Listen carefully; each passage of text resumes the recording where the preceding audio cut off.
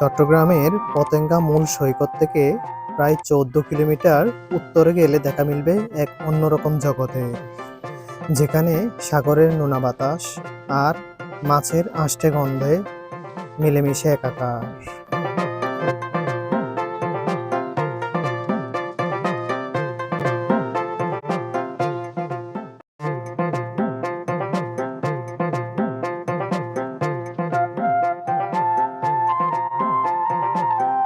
এটি চট্টগ্রামের ঐতিহ্যবাহী রানী রাসমণির ঘাট। পতেঙ্গার পাথুরে সৈকতের বাইরেও এখানে আছে এক টুকরো সুন্দরবন।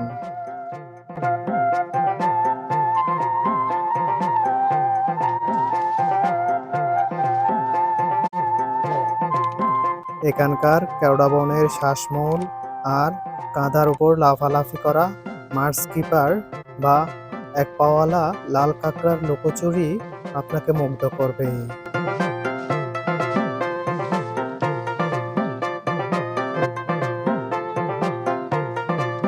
এটি কেবল একটি সাধারণ ঘাট নয়, এটি ইলিশ প্রেমীদের জন্য এক সাম্রাজ্য আর প্রকৃতি প্রেমীদের এক গোপন স্বর্গ।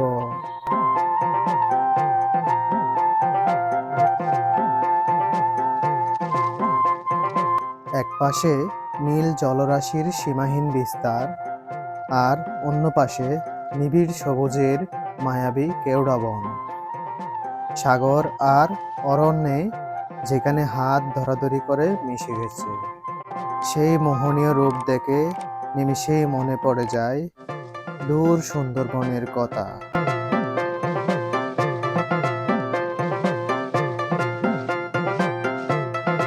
এখানকার নোনামাটির ক্যানভাসে মাথা তুলে দাঁড়িয়ে আছে হাজারো শ্বাসমূল, যা প্রকৃতির এক অদ্ভুত কারুকাজ।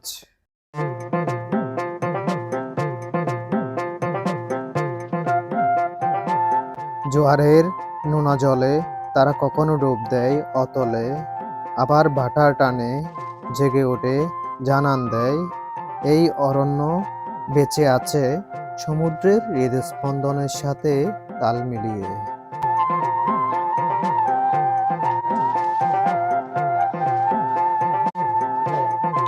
1850-এর দশকের সেই উত্তাল সময়, যখন ব্রিটিশ শাসনের রক্তচক্ষু আর জমিদারি প্রথার দাপট চারিদিকে, চট্টগ্রামের এই উপকূলীয় জনপদ ছিল কলকাতার যানবাজারের মহিয়সী জমিদার রানী রাসমণির এস্টেটের অংশ।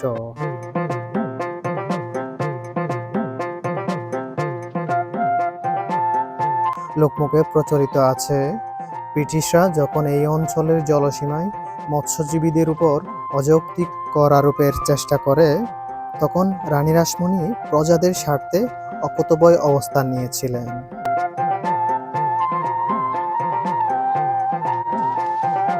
তার এই প্রজাহিতৈষী ভূমিকার প্রতি শ্রদ্ধা জানিয়ে কৃতজ্ঞ জেলেরা এই ঘাটের নাম রাখেন রানী রাসমণি ঘাট।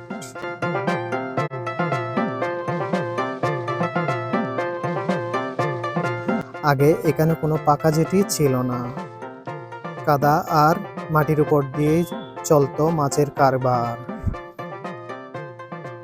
মূলত জেলেদের নিরাপদ নোঙর হিসেবেই এর পরিচিতি গড়ে উঠেছিল। ব্রিটিশ আমল থেকেই এটি একটি ছোট বন্দর বা ট্রানজিট পয়েন্ট হিসেবে ব্যবহৃত হতো।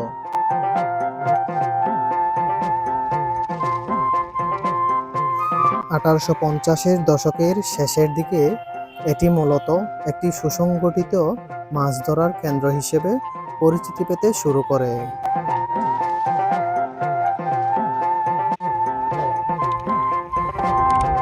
আগে এখান থেকেই লবণের নৌকা আর মাছের ট্রলার দেশের বিভিন্ন প্রান্তে যাতায়াত করত। কালক্রমে জমিদারির অবসান ঘটলেও রানী রাসমণির স্মৃতি আজও চট্টলার এই নোনা মাটিতে অক্ষয় হয়ে আছে।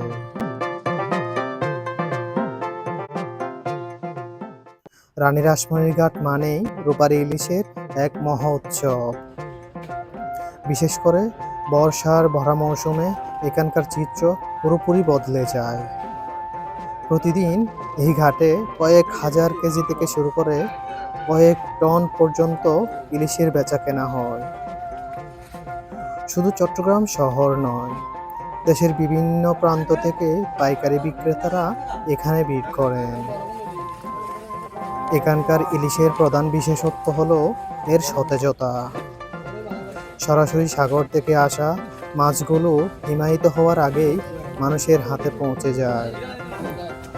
ট্রলার থেকে যখন ঝুড়ি ভরে চকচকে ইলিশ নামানো হয়, তখন আড়তদারদের হাক ডাক মোহনার আকাশ বাতাস মুখরিত হয়ে ওঠে।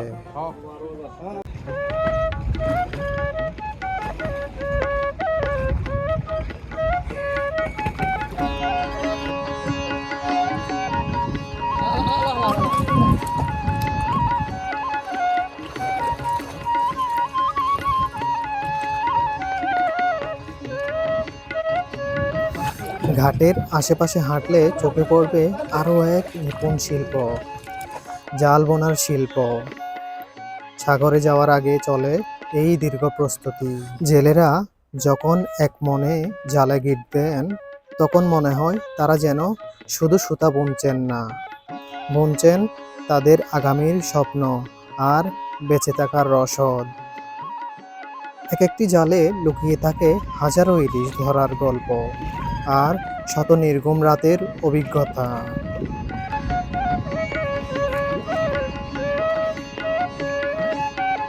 জেলেরা যখন ছোট নৌকা নিয়ে জালের অপেক্ষায় থাকে, তখন পুরো দৃশ্যটা যেন ক্যানভাসে আঁকা কোনো জীবন্ত ছবি।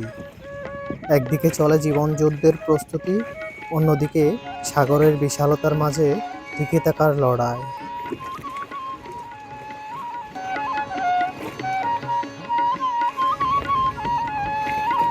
রানীরাসমণি ঘাটের শান্ত প্রান্তরে দাঁড়িয়ে আমি আজ এক মায়াবী গোধূলির সাক্ষী।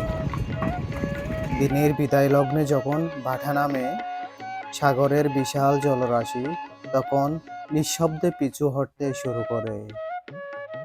দূরের ওই রক্তিম সূর্যটা যেন ক্লান্ত হয়ে ধীরে ধীরে নীল জলরাশির অতলে বিলীন হয়ে যাচ্ছে। আকাশের ক্যানভাসে তখন রঙের মেলা, আর হৃদয়ে এক নিস্তব্ধতা।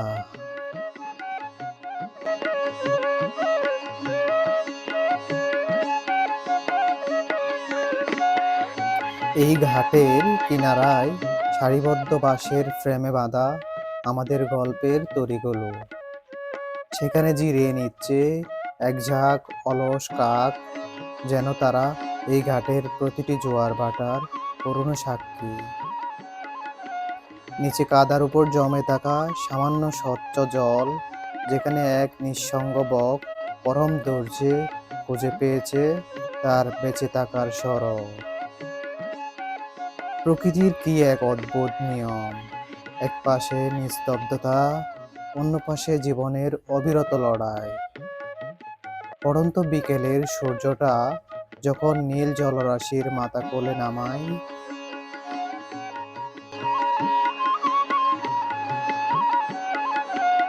তখন এই বাঁশের ফ্রেম, কাদার বুক আর ভাসমান নৌকাগুলো মিলেমিশে একাকার হয়ে যায়।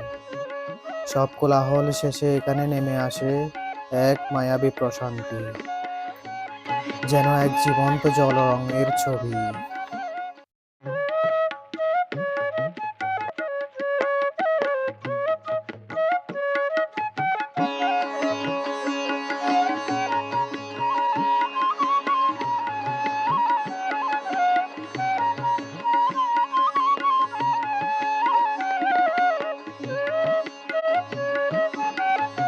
জীবনটা হয়তো এই ঘাটের মতো, কখনো পূর্ণতার জোয়ার, কখনো নিঃসঙ্গ ভাটা।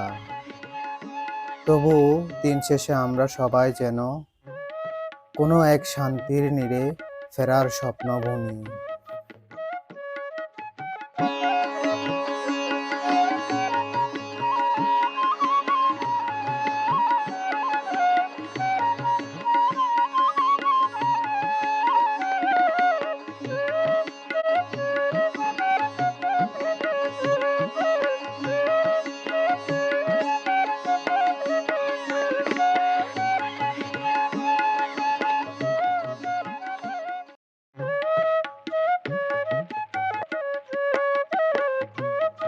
একদিকে যখন মাছের আড়তের ব্যস্ততা পিছিয়ে আসে, অন্য পাশে তখন প্রকৃতির এক নীরব শান্তরূপ ফুটে ওঠে।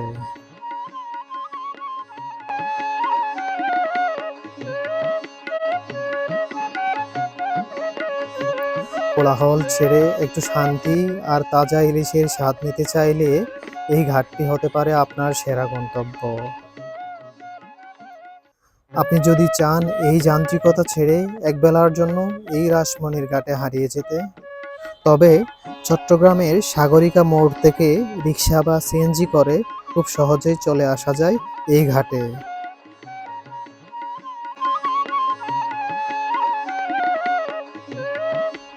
মূলত এটা ইলিশ ঘাট নামে স্থানীয়ভাবে পরিচিত।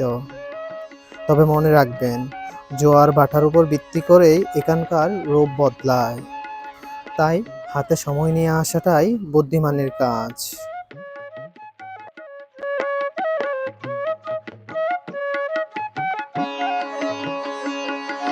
বাংলার এই অপূর্ব সৌন্দর্য দেখলে সত্যিই মনে পড়ে যায় জীবনানন্দ দাশের সেই বিখ্যাত কবিতার কথা। আবার আসিব ফিরে ধানসিঁড়িটির তীরে, এই বাংলায় হয়তো মানুষ নয়, হয়তো বা শঙ্খচিল শালিকের বেশে।